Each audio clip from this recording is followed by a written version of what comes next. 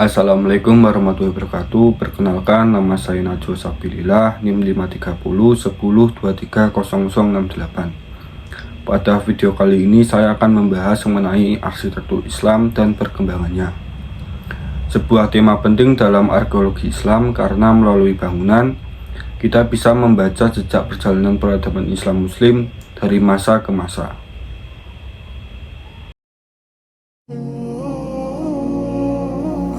Arsitektur Islam, ekspresi tauhid, budaya, dan peradaban. Jadi arsitektur Islam tidak hanya bicara tentang bentuk bangunan, tetapi juga tentang nilai-nilai yang melandasinya. Sejak awal, arsitektur Islam berusaha menghadirkan ruang yang mencerminkan prinsip tauhid, ketertiban, keseimbangan, dan kesederhanaan. Hal ini dapat dilihat dari penggunaan pola geometri, penataan cahaya alami, pemanfaatan ruang terbuka, hingga minimnya presentasi makhluk hidup. Semua itu bukan tanpa alasan, tetapi menjadi wujud upaya untuk menghadirkan ketenangan dan kehadiran spiritual dalam ruang-ruang yang digunakan umat muslim. Dengan kata lain, arsitektur Islam merupakan pertemuan antara fungsi, estetika, dan nilai-nilai spiritual. Masa Nabi Muhammad SAW sederhana dan fungsional. Pada masa Nabi Muhammad SAW, arsitektur Islam sebenarnya masih sangat sederhana. Bangunan-bangunan seperti Masjid Quba dan Masjid Nabawi awalnya dibangun menggunakan bahan-bahan dasar seperti tanah liat, kayu, dan daun kurma. Namun, kesadaran itu justru memberikan fondasi penting bagi perkembangan arsitektur Islam selanjutnya. Konsep-konsep dasar seperti adanya halaman luas, ruang sholat utama, mimbar untuk khutbah, dan orientasi kiblat mulai distandarisasi. Dari sinilah kita mulai melihat bagaimana arsitektur Islam berfungsi bukan sekedar sebagai tempat ibadah, tetapi juga pusat sosial, pendidikan, dan administrasi masyarakat muslim awal. Umayyah, mental dan akulturasi. Ketika pemerintah beralih ke dinasti Umayyah, arsitektur Islam mengalami lompatan besar. Bangunan-bangunan mulai dibuat secara monumental, tidak hanya sebagai tempat ibadah, melainkan juga simbol kekuasaan dan identitas politik.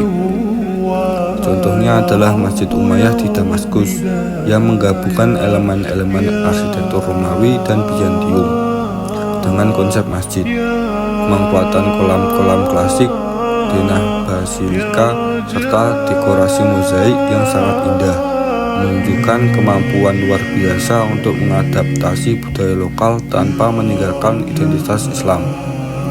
Karya lain yang sangat penting adalah Kubah Sahrah atau Dome of the Rock di Yerusalem, yang menjadi salah satu bangunan Islam tertua yang masih berdiri.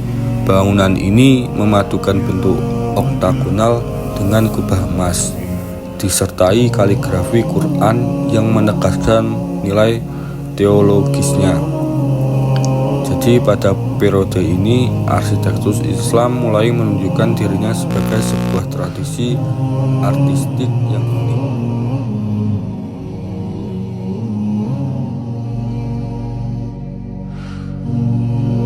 Era Abbasiyah, urban dan inovasi konstruksi.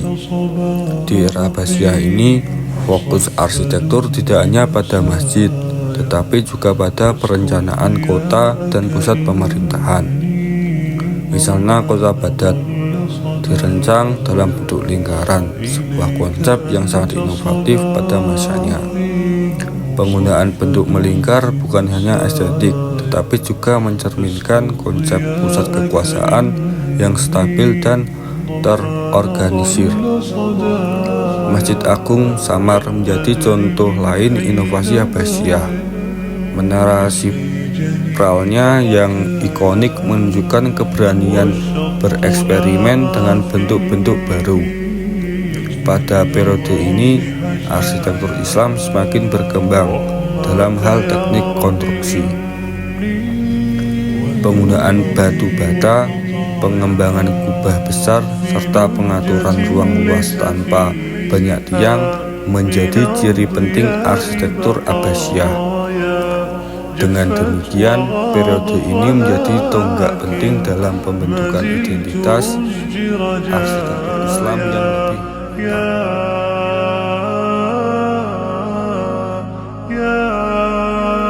beragam corak: Andalusia, otonom, Persia, Mughal, dan Nusantara.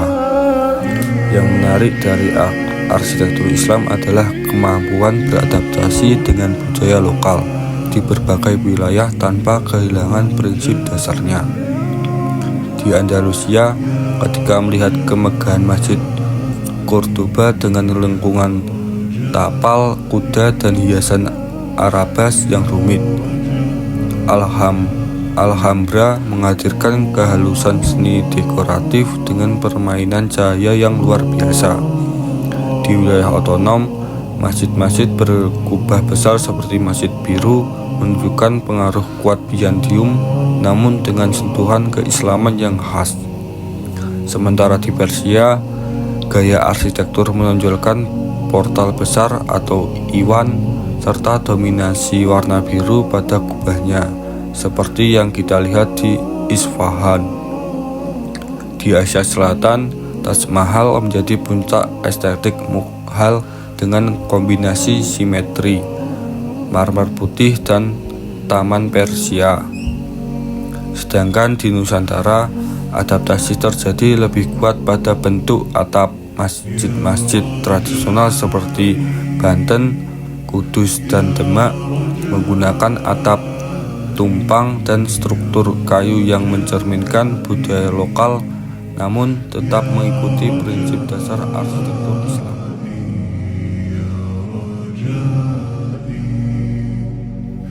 Pendekatan metodologis dalam arkeologi Islam.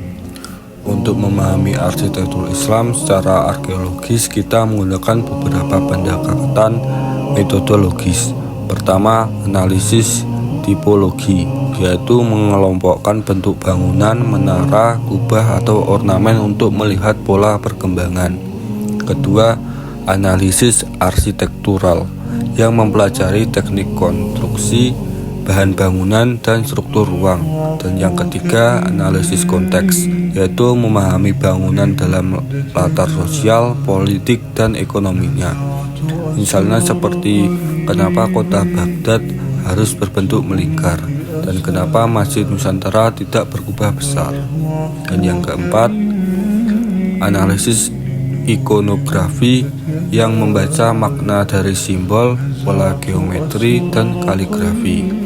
Melalui metode-metode ini, kita bisa memahami arsitektur Islam bukan hanya sebagai estetika, tetapi juga sebagai produk peradaban.